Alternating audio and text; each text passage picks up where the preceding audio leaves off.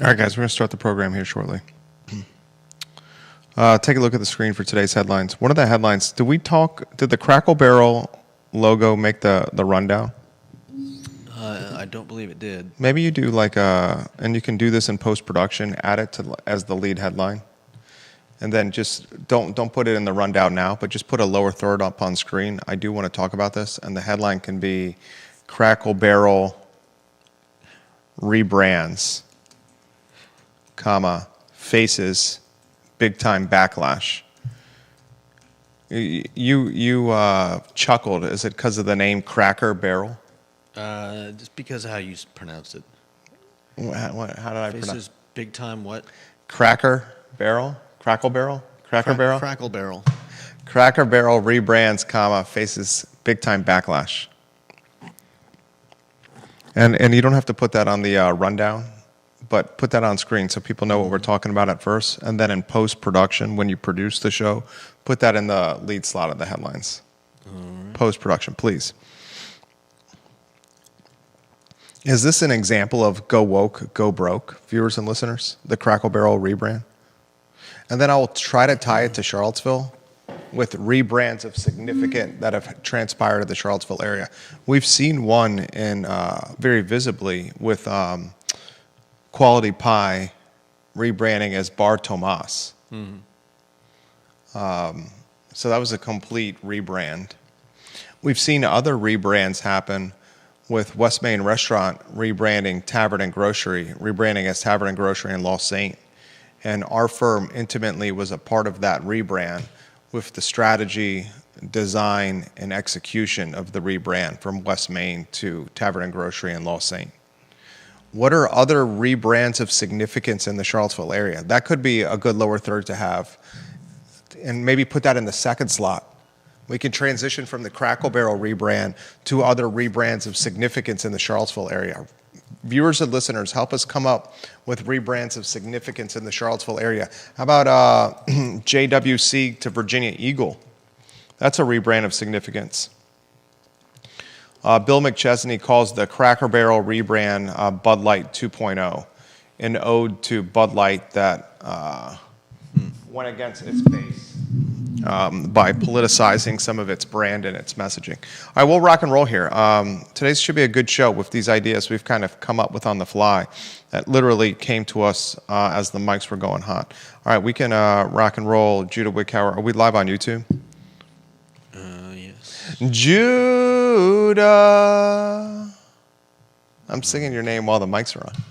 I know. I often sing Judah's name in the office. All right, we can rock and roll when you're ready. And I often find it strange. I know you do. You're a strange guy. Quiet on the set. I mean, there really are no rules here, which is, as you know. And you would have it no other way. I think you don't strike me as a corporate stuffy guy. No, I'm definitely not that.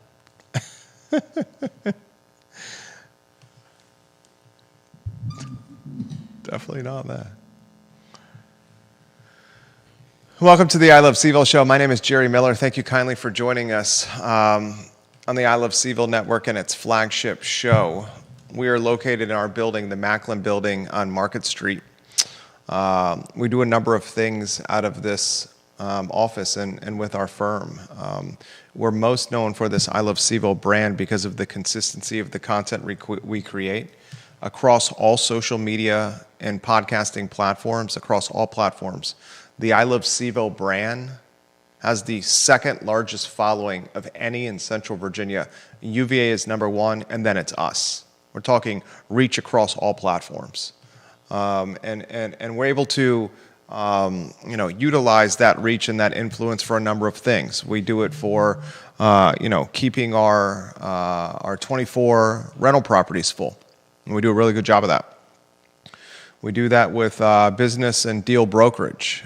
We do that with raising capital for things, clients and our own professional pursuits.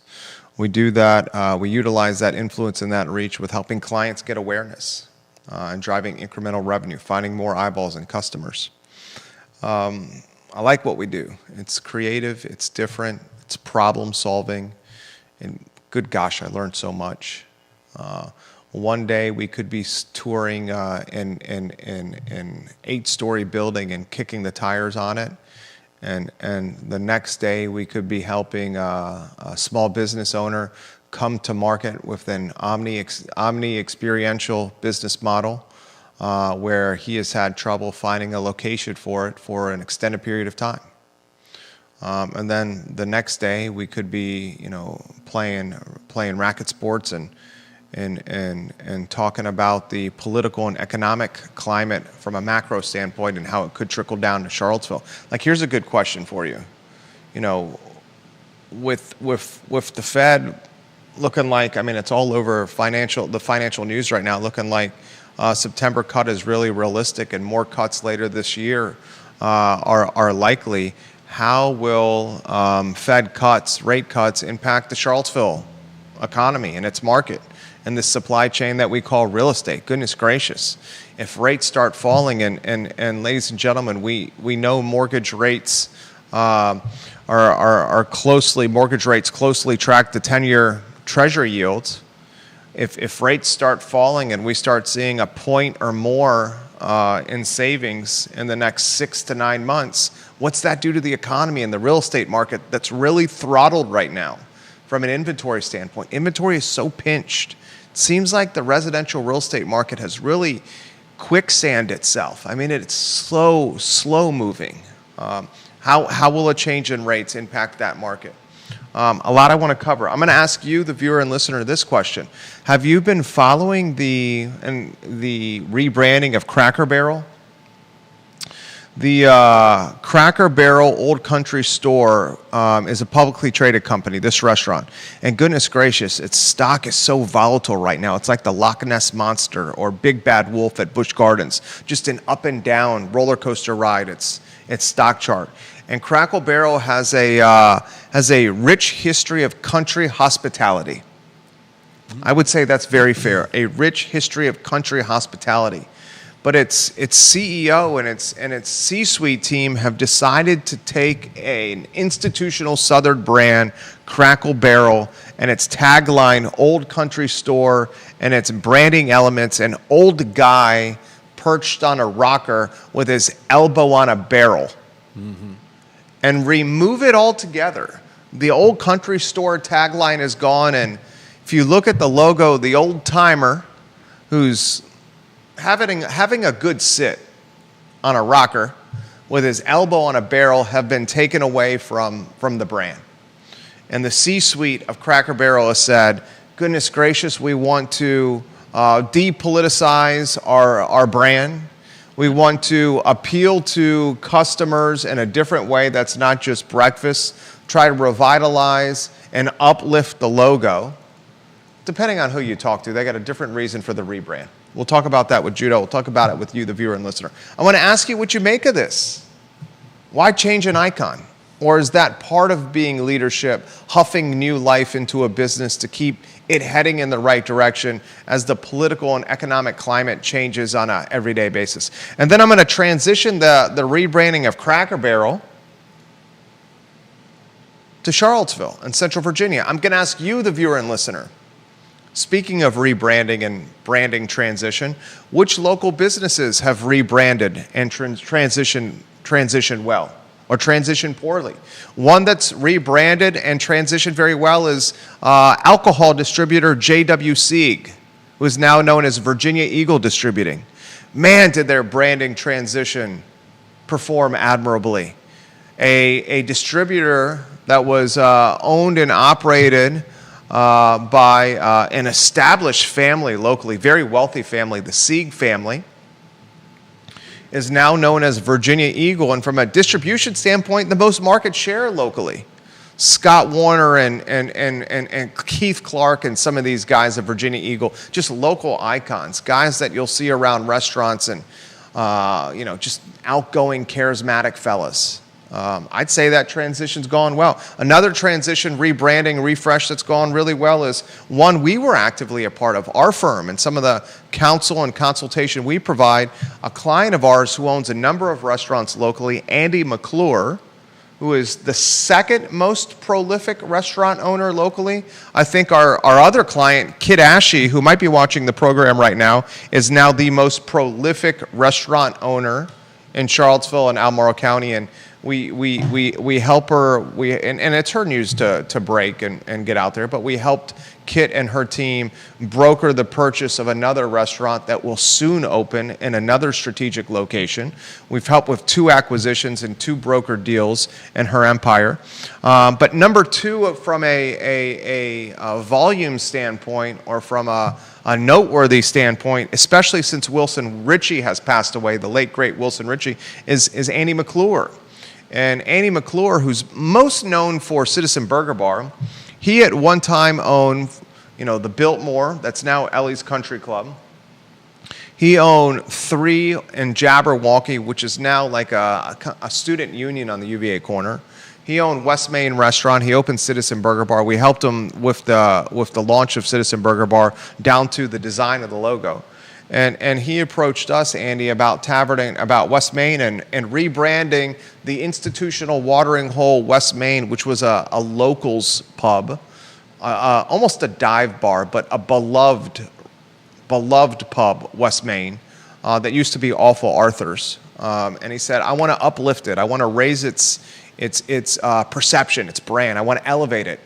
And Tavern and Grocery was the pursuit. We help with that rebrand down to the logo design. We help with Lost Saint down to the logo design and the relaunch of the business. Our firm did. I'd say Andy's idea to transition West Main to Tavern and Grocery and Lost Saint was flawlessly executed. We're proud to be a part of that. Now owned by Ashley Sieg, Tavern and Grocery and Lost Saint. She purchased Tavern and Grocery and Lost Saint from Andy McClure. And interestingly, Ashley Sieg, of the Sieg family that owned J.W. Sieg, the distributorship, that's now Virginia Eagle Distributing. How about Tomas, the face of Mas Tapas at one time, who launches Quality Pie, the old Spud Nuts location, right? The old Spud Nuts location. He recently rebranded Quality Pie Bar Tomas. Tomas is a talented chef. Boy, oh boy, can that guy cook. And boy, oh boy, does Tomas know restaurants. He knows restaurants like the Pope knows holy water. Like Judah Wickower knows flannel in 100-degree heat in the summer. I mean, few people know flannel in 100-degree heat in the summer like Judah Wickower does. He even wears denim in 100-degree heat in the summer. And he does it cooler than the other side of the pillow. Lies. Cooler? You're wearing denim, are you not? Lies. You're not wearing denim right now? When was the last time I had a flannel shirt? Okay. You wear a button-down shirt with an undershirt, jeans, socks, and shoes when it's 100-plus degrees outside. Yeah, and we're not outside, are we? I'm getting in the weeds here. Bar Tomas is the new venture and the new extension of Quality Pie. Mm-hmm. I never understood the brand Quality Pie because what he was serving at Quality Pie was significantly more than just pie. Yeah, I think that's why the rebrand. Then the reposition to Bar Tomas, homage to his first name, while also giving an example that it's not just pie that's being served here. Yeah. So viewers and listeners, what rebrands have happened locally that have been executed well or poorly? I just gave you 3.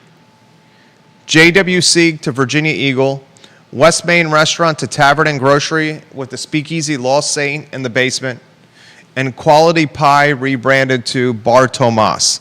Viewers and listeners, any other rebrandings of significance that we should highlight on the show, whether well done or executed poorly? Curious of your thoughts on the show. Judah Wickower on a 2-shot. Charlottesville Sanitary Supply is 61 years in business, Judah. Mm-hmm. Man, when you're 61 years in business, you don't need a rebrand at all. Charlottesville Sanitary Supply, online at charlottesvillesanitarysupply.com, located on High Street. If you have sanitary needs, any cleaning supply needs, Charlottesville Sanitary Supply is who you support. If you need your pool, the water checked, the water tested, Charlottesville Sanitary Supply does swimming pool water testing. They have a mechanic on site that can repair your vacuums, and they're expensive now. Get them fixed if you can. Repairs vacuums, repairs pool bots, repairs all kinds of stuff. Mechanic on site, and the most education, knowledge offered to you, the customer, in a communicative, free way.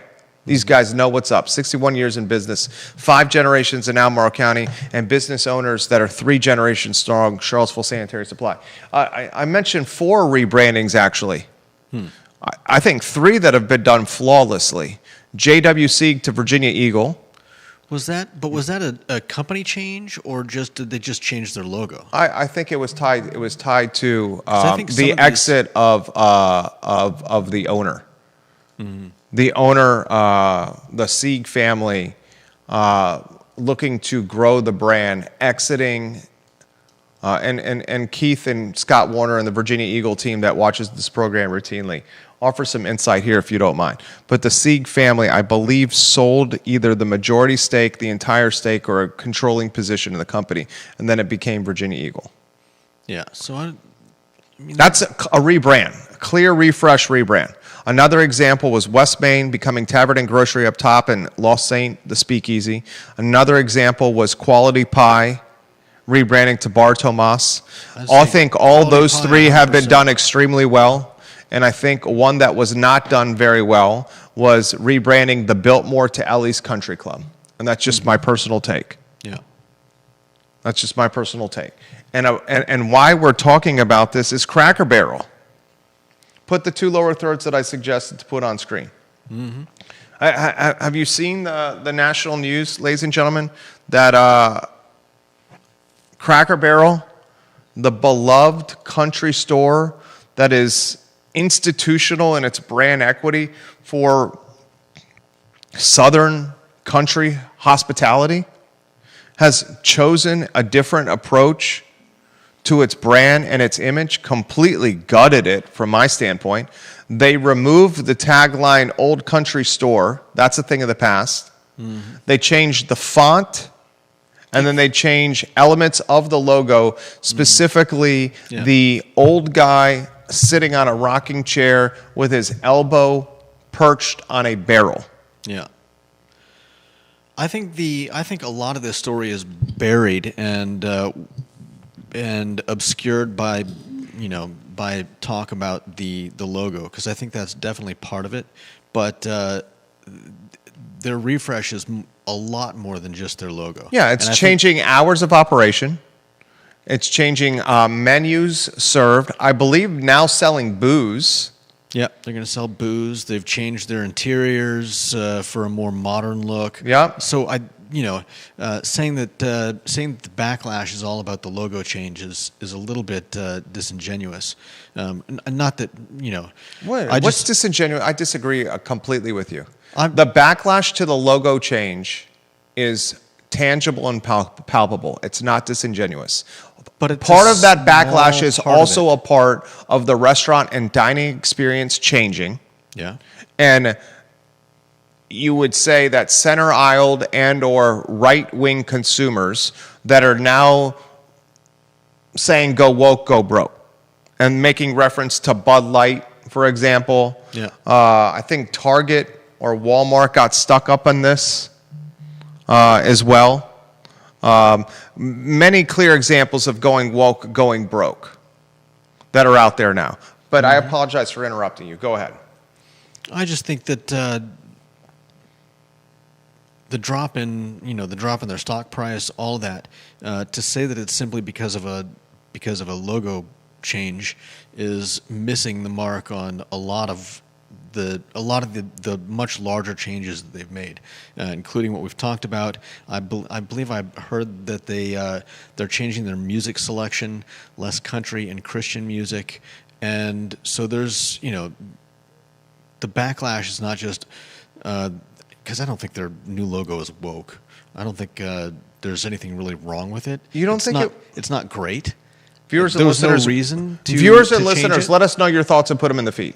You take away the old guy that's sitting on a rocking chair with his elbow perched on a barrel.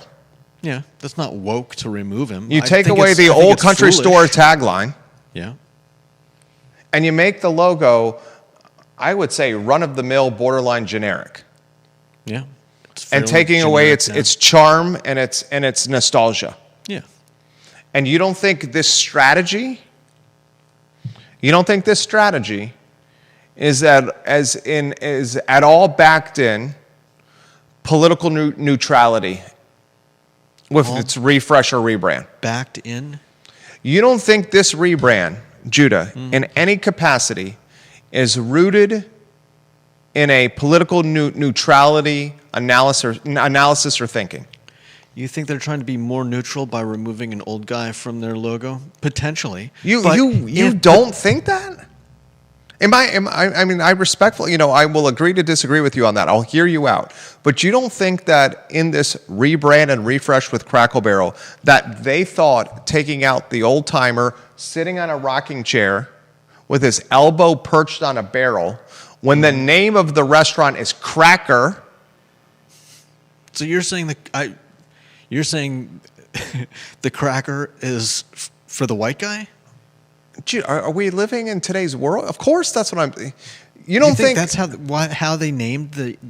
Okay, go but on. you've never heard of that illusion? It's called cracker. Isn't there a slur on a white person, a cracker?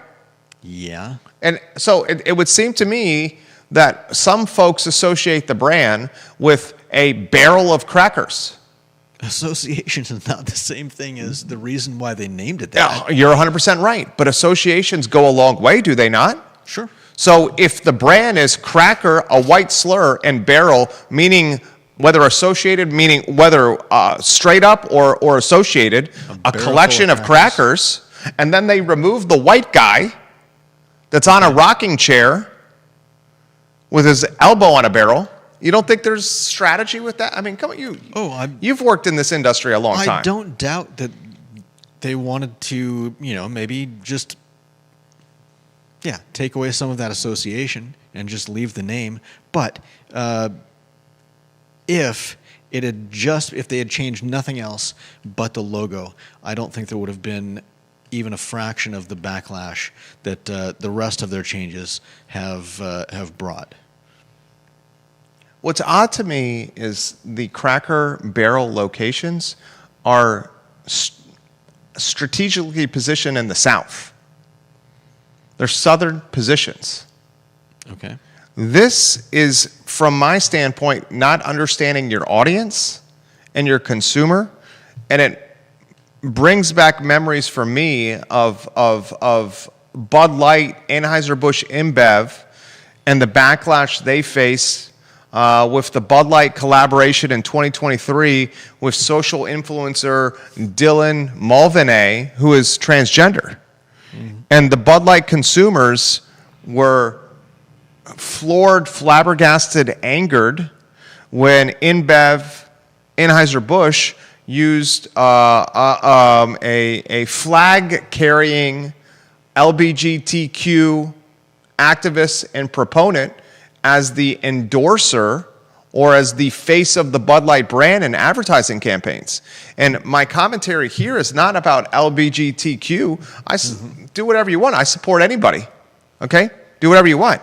My commentary here is not understanding your customer base and knowing that the Bud Light drinker is a center-aisled to right-aisled individual that is more conservative in ideology, probably largely majority heterosexual in their sexuality, and they did not identify with the endorser that was a part of this campaign, and as a result, Bud Light hit the shitter big time. Excuse my language. Sorry for using profanity there. But for a long period of time, and still hasn't frankly recovered. Still hasn't recovered. What are your thoughts? Conan Owen watching the program. He knows a thing or two about brand identity and logos. He's the CEO and owner of Sir Speedy of Central Virginia. If you have a logo and you need an application or you want to scale it and drive visibility for it, Sir Speedy of Central Virginia can do T-shirts, merchandise, window decals, signage, direct mail. This banner that's behind me, the step and repeat banners, Conan Owen and Sir Speedy of Central Virginia. He's a Darden graduate. He's a business development wizard, and he's an all-around smart guy. Sir Speedy of Central Virginia is a great point of contact for you if you need visibility for your logo from a tangible 2D, 1D, 3D direct mail capacity. He says the new logo is boring. Without the image, it could be crate and barrel. I agree. If they left the logo alone, no one would be saying much. Though country music is a huge part of their identity. No doubt. The whole country store experience is a part of their identity. Yeah. Going and hanging out in the country store while you wait for your name to be called because they're often busy. A huge part of their country experience is having a good sit on a rocker while outside the store on the covered porch. Oh, yeah. A huge part of the experience is the large checkerboards they have around the restaurant. You and your brother, and goodness gracious, my brother and I, many a checkers match while our parents and I were waiting for a table at Cracker Barrel. I'm trying to tie this into Charlottesville. Which rebrands have make sense that have been strategic? I think Bar Tomas is the clearest example of a good job. I guess it remains to be seen how well it does, locally with, people stopping in. But as you mentioned earlier, it was unclear what they were before, and I went in there one time hoping to get some of those savory pies that the pie guy sells, and all they had were dessert pies. So I was a little disappointed at the time. Other than that, I didn't know what they were pies, their main focus. So at least now it's a little less ambiguous, and I hope them much success with the rebranding.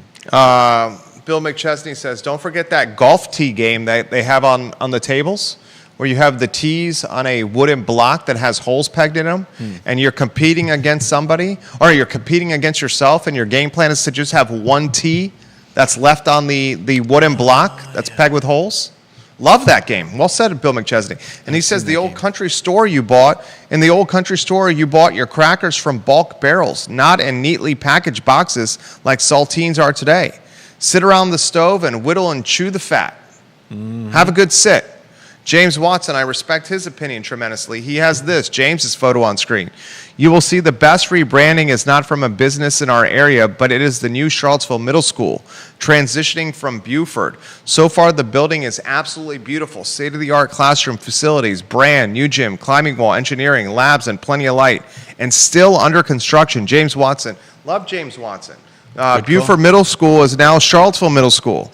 And by all counts, the construction for Charlottesville Middle School has been state-of-the-art and absolutely gorgeously executed. I never had beef with the need to change Buford Middle School and to reconfigure it into Charlottesville Middle School.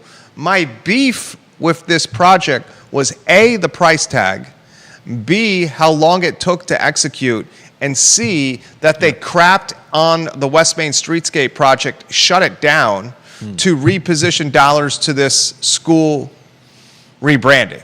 Yeah. That's what my beef was. When the West Main Streetscape project had dollars contributed by the University of Virginia and by VDOT. Yeah. That's what my beef was. Free money. Which we ended up giving back. Free money. And still nothing has happened with the West Main Streetscape project, which is arguably the most important streetscape in all of the city of Charlottesville because it connects the university to downtown. Yeah. And speaking of downtown, my wife has a friend that's visiting here from Massachusetts. She is in town, my wife's friend, her name's Katie. She's a fabulous person, Katie. She's in town because Katie's sister is in a wedding. And Katie's sister has, I believe, 2 kids, young kids, babies. Or maybe one. Katie's looking after her sister's baby and somebody else's baby. So she's basically in town for the long weekend to be a nanny, as her sister is in a wedding at a high-dollar venue. I won't say which one. Pippin Hill. Go ahead and say it. High-dollar venue, and they're in town Thursday through the weekend. Katie, my wife's friend, was one of the bridesmaids in our wedding. And we got married locally here as Kluge was transitioning to Trump and at the Almoro Estate. What a beautiful view it was. We've been married, my wife and I, oh, don't mess this up, almost 8 years and change.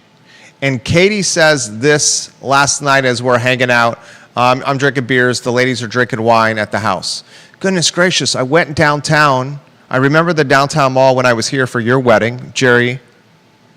And the downtown mall was hopping. It was buzzing in 2017. We partied here. We closed down the bars. It was just a great spot. She went downtown last night for the first time since she was here for our wedding. And she said she didn't even recognize it. She said she was overwhelmed with the homeless, and it almost looked like as if the downtown mall was having economic difficulty with some of the storefronts being boarded up and the homeless everywhere. She was floored with the state of the mall after remembering it in the summer of 2017. Yeah. She says it's fallen mightily. Her words, not mine. Sometimes you're so in it that you don't realize how far it's fallen or how much it's improved because you're just so in it. And then you hear it from someone you trust who last was on the mall in June of 2017 who said she doesn't even recognize it. Yeah, slow incremental changes creep up on you, and before you know it, something can look totally different, but you're just accustomed to the daily changes. Comments coming in here. Let's go to Janice Boyce Trevelyan. I thought the Cracker Barrel, she says, had to do with the cheese in that market. I never thought of white slang. I agree they will lose customers, the older folks and conservatives patronizing their business. Travis Hackworth watching the program in Danville, Virginia.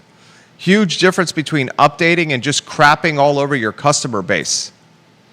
Barbara Becker-Tilley watching the program, her comments. Terrible, dumb marketing decisions. You could have easily upgraded without changing the old Americana perception. They will lose a huge following. Barbara Becker-Tilley.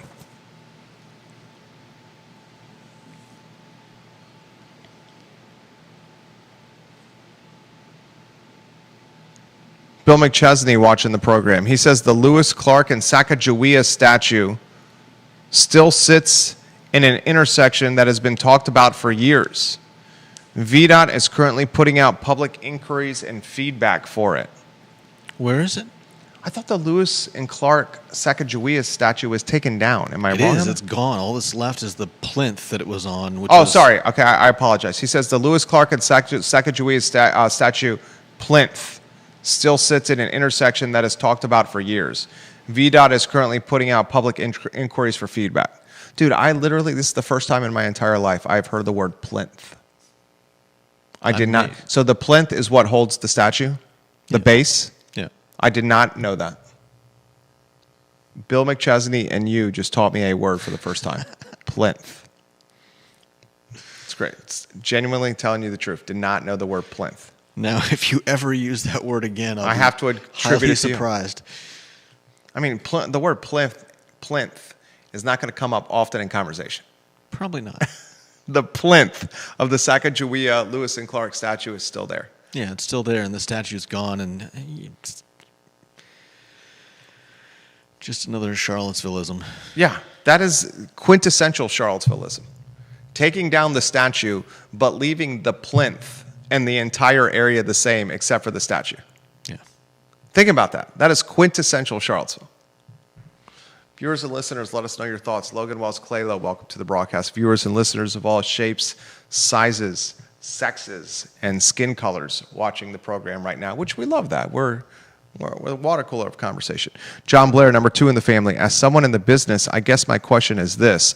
Do you need a rebrand if your sales keep increasing year over year? Crackle Barrel is not in some sort of declining sales situation. That's another good point. Yeah. That's This is my whole issue with the Biltmore Ellie's Country Club. One of the key managers in the Andy McClure restaurant empire purchased the Biltmore from Andy McClure. And one of the first things she did was rebrand an institution, the Biltmore, that is literally a corner institution, a generational customer base, and do a play on Elliewood Avenue with Ellie's Country Club. Why make that change? yeah. Why rebrand something if business year over year is doing well? Good example is West Main. West Main Restaurant on West Main Street. It had plateaued. West Main Restaurant had plateaued in its customer base, its engagement, its foot traffic. It had plateaued. So to strategically huff life into West Main Restaurant and rebrand it as Tavern and Grocery and Law Saint, the speakeasy in the basement, and raise and make it an elevated experience, which you then can change the ingredients, the price points. I mean, they changed everything. It was a new completely new restaurant. Yeah. Different price point. It went from borderline dive bar to a classy, elevated experience. That kind of rebrand makes sense. The Quality Pie rebrand makes sense. Never understood the brand Quality Pie. Yeah. Never understood that. Thank you, Bill McChesney, for plinth. He's putting the muscle emoji on the comment section because he taught me a word. Judah did too. Judah gets credit as well. All right, any viewers and listeners, rebrands or branding transitions that have been executed well locally or poorly locally. Let us know your take. Put them in the feed. We'll relay them live on air. I think this Crackle Barrel rebrand is going to go the way of the Dodo Bird, which was Bud Light having a transgender evangelist be the spokesperson of an advertising campaign. Of a beer that's largely associated with NASCAR and with center aisle, if not conservatives, if not rednecks, if not working class. Yeah. Holly's Diner has had quite a few rebrands. That's a great one.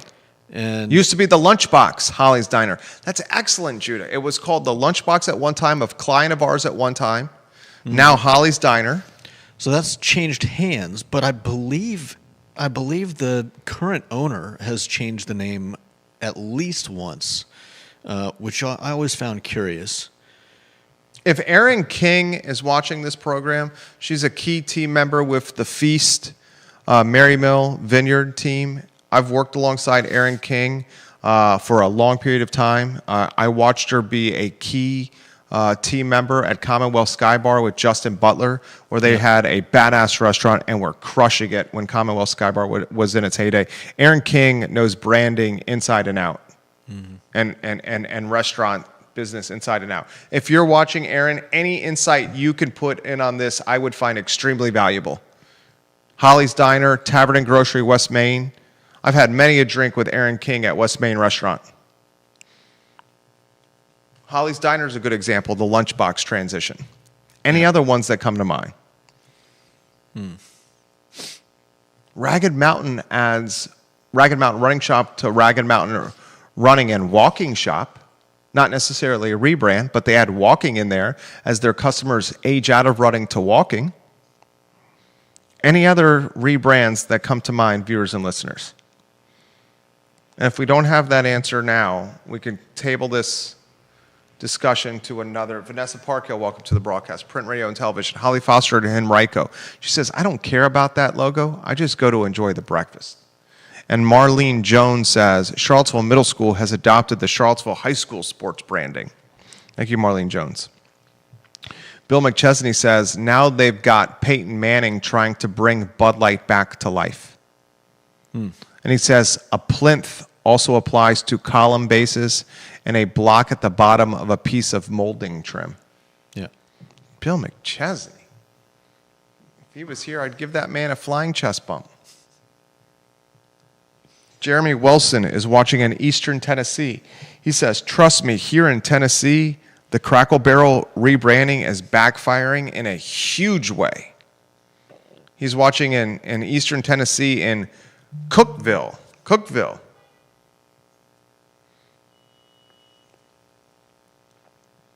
Oh, man, I'm getting text messages from, I just leased another office here. One of the $585 a month offices we have. We just got a confirmation via text. Nice. Fantastic. All right. That's a great way to start the show. Next headline, Judah Wickower at the 111 marker, as I now have to get a lease. Well, it's boilerplate, so just have to substitute some things in and out. What headline are we going to talk about here on the show? Soccer bar and club. I don't know anything about this is that a good one. This was in Sean Tubbs's Charlottesville Community Substack. There's a brick and mortar business coming to Hollymead Town Center. It's a soccer bar and business club, and it's going to be called the Fox Den. Sean Tubbs is reporting. Soccer watch parties, restaurant, bar, retail, and a place for events. So it's going to be a soccer-focused restaurant and bar in the Hollymead Town Center called Fox Den. Interesting. There is especially since the Shebeen closed, there are few dedicated viewing spots for the Premier League, international soccer, that has a massive following here. Three Notch has filled that void in some way. I think Scott Roth and George Cassadike do a fantastic job. Dave Warwick at Three Notch. They have filled that niche with soccer and viewing, especially their Ix location that is massive and has TVs everywhere. But the Shebeen, for example, was a go-to spot. McGrady's was a go-to spot. And now you in the Hollymead Town Center have a business called Fox Den opening, which I'll follow closely. Rent is not cheap in the Hollymead Town Center, ladies and gentlemen. Not cheap at all. Next headline, Judah Wickower, what do you got? Next up, we have Texas firm wants to build 11-story student apartments on West Main. They own the land where, if you know the small blue corrugated building at the center of, I believe it's actually 2 parking lots owned by 2 separate entities, or formerly owned, I don't know. And there is there's some rumbling in the West Haven residents who I believe the problem is not so much with this enormous apartment that is being planned, but it's more with the desire to reopen one of the streets. There was a street, I think, between somewhere on that land that connected West Main to the West Haven apartments, and there's a pretty interesting if you find the article, there's some pretty interesting layouts and renderings of the proposed building and the surrounding area, as well as what I believe they want. The Public Housing Association of Residents calling for a memory walk in the place of a proposed 11-story apartment complex on Charlottesville's West Main Street. And there's a pretty cool rendering. I mean, this is, every once in a while I mention Savannah, Georgia. And I love Savannah, Georgia. Savannah, do. Georgia should pay you. It's a great place. Don't doubt it. I know it's a great place. they've got walkability down to a science. And I believe, what was the acronym for the ability to booze and walk outside? Adora, designated outdoor refreshment area at Dora. Downtown Mall needs to become Adora. The downtown mall needs to become a designated outdoor refreshment area where from the Albany Hotel to the Ting Pavilion and all the way to South Street or maybe Three Notch at Ix Park. It should be a designated outdoor refreshment area where you're able to booze, walk, eat, drink, patronize, live, experience, and enjoy life. You want to bring back the effing downtown mall, City Council, and Sam Sanders? Make the downtown mall from Main Street to South Street or Main Street to Alan Kajin to Ludwig Kutner's Ix Art Park a designated outdoor refreshment area. You will immediately drive real estate values. You will immediately drive meals tax. You will immediately drive lodging tax. You will immediately drive tourism engagement, locals engagement. You will immediately drive student engagement. You will revitalize and huff life into a flat line, critically important corridor and epicenter of a region. Think outside the box, City Council and Charlottesville City Hall, and stop just looking at life through a lens of activism and equity. While they're extremely important, consider a lens of economic development and innovation, please.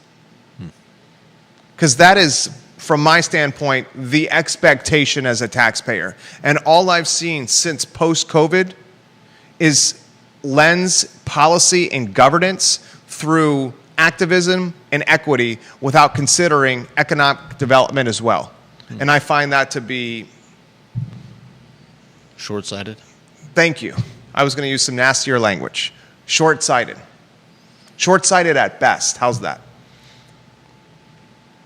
Sam Sanders has an opportunity right now as the city manager to really leave to really have a legacy and have a lasting imprint on Charlottesville. Charlottesville, the city, to say it's in transition right now is a huge understatement. It's transition. It still hasn't gotten out of its COVID funk. Charlottesville City is hung over still with COVID and the pandemic. And I don't know if Sam Sanders needs the proverbial hair of the dog for Charlottesville City, where in the morning after boozing hard, you have to rip a shot to get back on the horse and get things going. Maybe it's problematic. Do what you got to do. Maybe he needs the 2 eggs cracked in a glass like Rocky Balboa does when he chugs it in the morning to get his day going. Maybe Sam needs the creatine and the protein shake to get rocking and rolling. But goodness gracious, get us out of this COVID pandemic hangover, please, City Manager Sanders. This West Main project, here's my issue with the West Main project, okay? The issue with the West Main project is a lot of the people that are saying housing, housing, housing, we need more housing, are now showing signs of friction and resistance for housing next to them. And that's hypocrisy. Now, I will say this. The public housing known as West Haven, West Haven has, goodness gracious, had apartment towers built all around them. The Flats, the Standard, this one. I remember when Curtis Shaver owned Peloton Station. Curtis Shaver, Bill Hamilton and that team owned Peloton Station where Guajiros is now. Greg was a partner there. Loved Curtis Shaver. Loved Peloton Station. Go watch Peloton Station. Go to the Peloton Station to see Curtis, to have the fried pickles, happy hour, drink beer, watch sports. Loved the sandwiches. Great spot. One of my favorite spots. Sad to see it close. Terrible timing for Peloton Station when it opened in the pandemic. Phenomenal brand. Phenomenal brand. But it was next to West Haven. So from time to time, we'd see West Haven residents and West Haven kids, especially when school was out, just come into Peloton Station. They'd ask for stuff like tools to fix their bikes, or they'd ask if they could use the Peloton Station mechanical equipment to improve their bikes, or free waters and free sodas. And Curtis and the staff would just, in friendly capacity, accommodate them. Like, here's a soda, dude. Go pump tires up on your bike. No, we're not going to charge you. Oh, you're hanging out here again. Right? It's almost like leaving milk out in the back alley. And next thing you know, when you leave milk out in the back alley, people keep coming back and keep coming back and keep coming back. Okay? Maybe that's a terrible reference, but you get what I'm doing right there. Okay? But I'd get to know some of these guys that were coming in from West Haven. Got to know them, recognized them, first name basis, talking to them all the time. And you know what they would say to me? They would say this to me.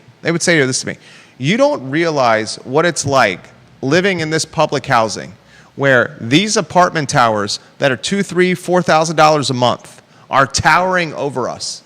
And when we grow up in West Haven as kids, and we're running around on this playground, these streets of West Haven, playing kickball or dodgeball or tag like kids would do, they look up to these towers around the public housing, and they say it has an impact from a psychology standpoint, a psychological impact. Here we are in public housing, looking up to these big city towers that are towering over us, blocking the sun and shading over our public housing, knowing that these are expensive and high-dollar apartments. Literally, I'm sitting over there having beers with them, and they're like, those towers have a psychological impact, generational impact of feeling suppressed, depressed. Here's another one. But the development's got to happen. It's 10.2 square miles. You're restricted with where you can develop. Yeah. And I said from day one, Deep Throat said it from day one, John Blair said it from day one. This development, these projects, it's going to happen where the land is cheap, not where the land's expensive. Yeah. It was never going to happen in North Downtown or Barracks Road, Rugby, parts of Belmont. Yeah, nobody was going to buy Locust Grove houses to tear down and turn into, a 3-level house with an apartment on each level. And think about where the historically marginalized pockets of real estate are in the city. The historically marginalized pockets of real estate in the city are what? Off South Street, Friendship Court near the downtown mall, Yeah. West Haven, Fifeville. These are in the urban core. Mm-hmm. And doing the development in the urban core makes sense because of public transportation, walk and bikeability to employment and nightlife, Yeah. live, work, play. Mm-hmm. It was never going to happen in the rich areas, ladies and gentlemen. I'm pointing the finger at you, livable CVille. I got to get my livable CVille digs in when I can. Not a fan of livable CVille, if you haven't realized. Next headline, what you got? Let's see. CVille ranked by someone again. Rob Neal watching the program. He says Random Row does a good job with football and soccer. Good timing to launch a concept with the World Cup coming to North America next summer. Rob Neal's got a great head for business. Another ranking for the city of Charlottesville. Yep. What's this one? This one is from a luxury vacation rental service called Wander. Ooh. They have listed the Charlottesville area among the top 5 most underrated vacation spots in America. We're now underrated? That's a good thing. I thought it was the top place to vacation. Top place to retire, top schools, best music scene, restaurant scene, hiking outdoor scene. Well, if you're going to come up with a new ranking, you got to come up with a new name for it. This is rebranding? This is Crackle Barrel here? Yeah, no, I just mean that, it's you've got how many, random magazines making lists about best this and best that. And so... And all they're doing is trying to drive traffic to their website. Rather than retread... They're extremely smart because they use keywords that show up in search. We do this professionally. And they know people are going to type in best this. Yeah. So why not title it and metadata it, which is what they're doing. This is literally what we do for clients. Yeah, so this one is rather than just top vacation spot, it's one of the top underrated vacation spots, which is fine. I would rather be that than overrated. Marlene Jones, I think getting a well-engineered walking path from West Haven to Main Street would help. Residents shouldn't have to walk miles to get to Main Street to catch a bus or getting to work. I have no problem with that. I think it would be great too. I mean, that's Charlottesville, despite its small area, is just not a walkable city. Well, because the city was designed so long ago. And I don't think it was designed with a whole lot of plans in mind. Definitely not. People just kept adding things here, adding something there. Public transport sucks. The walkability sucks. The bikeability sucks. Yeah. I mean, like the new bridge. Every time I go over it, I think, man, what a wasted opportunity. Which new bridge? The new bridge behind the pavilion. Yeah. It's just kind of a concrete bridge. It could have been executed so much better. It makes me want to keep driving. It makes me want to get off of it because there's, obviously trees can grow. You're not going to start a new bridge with 20-foot tall trees, but at the same time, there's no space for green growth. There's no benches. Like, I used to like walking across that bridge.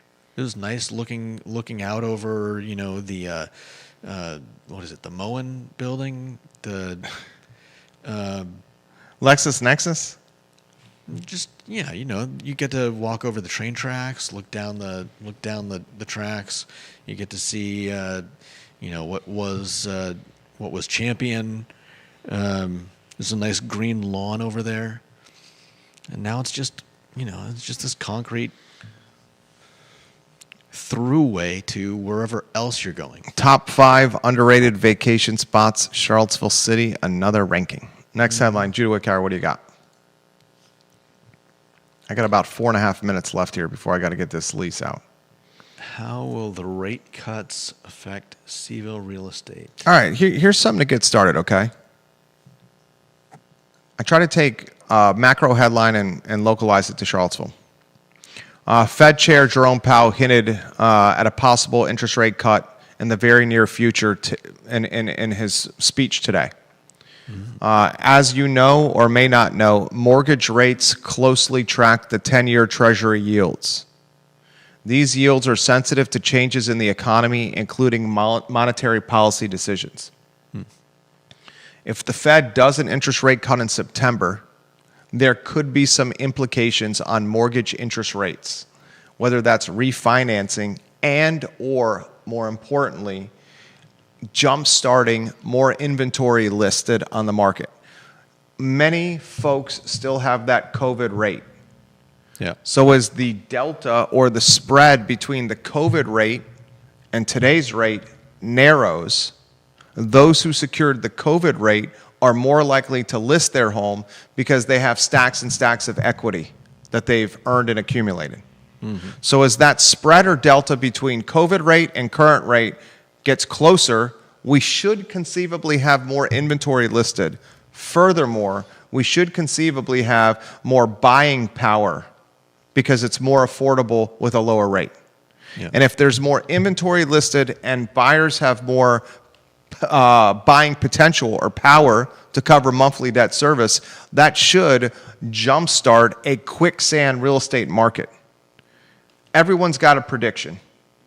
My prediction is if it goes the way it's supposed to, early 2026 into that spring market could see some more momentum because boy, oh boy, has that momentum stalled.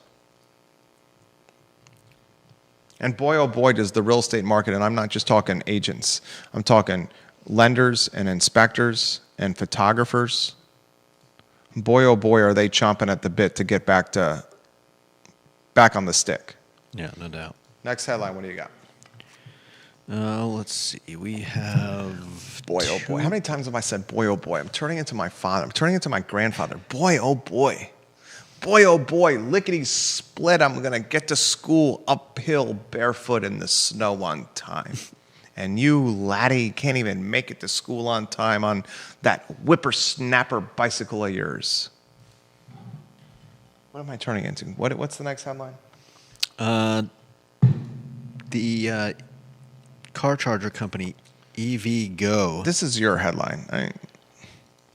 You set the stage here. They've removed 2 of 3 charging areas, and I believe the last one is over by Mill Creek and down to just two charging stations. Now, do you pay for these charging stations to use? I would imagine. Yeah, I would imagine as well. I don't have a electric vehicle, so I don't know, but I can't imagine they're giving it away for free. Doesn't make a good business model. But if they are charging for it, then I would have to surmise that getting rid of 2 of 3 of them means that they weren't making much off of them. And if I think the implication here is that if Charlottesville wants more more electric vehicles for their, for their green initiative or whatever you want to call it, then they're going to have to come up with a way to entice car, electric charging companies to come to our area. And it's so odd because I see Teslas all over the road. But those people have the money to, Oh, you think they got the charging stations at home? Yeah, good point. yeah, Good point. Those people. those horrible people. Those people. Good Lord. Next headline, Judah Wickauer, what do you Wouldn't got? that be nice though? Imagine if you had your own little gas station right next to where you park your car. Well, it's a Tesla charger. No, I know, but for those of us still driving, The last thing I want is a gas station next to my house after what Dinosaur happened in burning- Glenmore. what? I'm obviously joking here. Terrified that I have a propane tank underground at my house. Who's still terrified that they have a propane tank buried in the ground of their house, ladies and gentlemen? Put your hand in the air if you're terrified that you have a buried propane tank next to your house. I am. We all do. What headline you got? Are we done? I think we got. I got to get a your, lease your last, ratified here. Your last headline about Jerry's going into geezer mode. non-conference hoop schedule. What? Non-conference hoop schedule.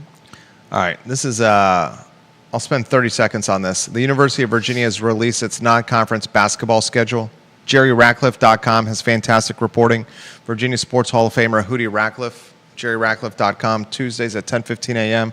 on the I Love CVille show, the Jerry and Jerry show. That in the business is called a plug, ladies and gentlemen.